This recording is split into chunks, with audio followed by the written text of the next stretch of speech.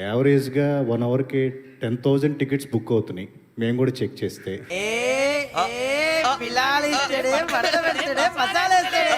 ఇంకా I want to do all my dream projects.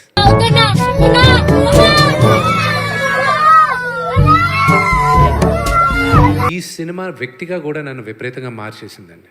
ఇది realisation. నేను ఈ కన్నప్ప స్క్రిప్ట్ తీసుకెళ్తే ఎవరు నాతో చేయరు. ఎందుకంటే దీనికి ముందున్న 2-3 సినిమాలు కూడా నాకు పెద్దగా ఆడలే, అందుకోసమని ఎవరు చేయరు.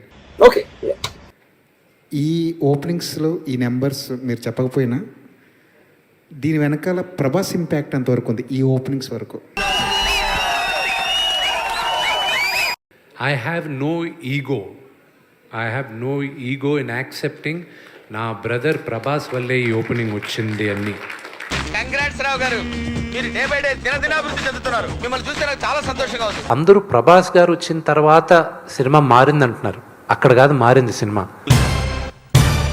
ప్రభాస్ ఉన్న క్రేజ్, ఆ స్టార్డమ్ వల్ల మనం అక్కడ అనుకుంటున్నాం, కానీ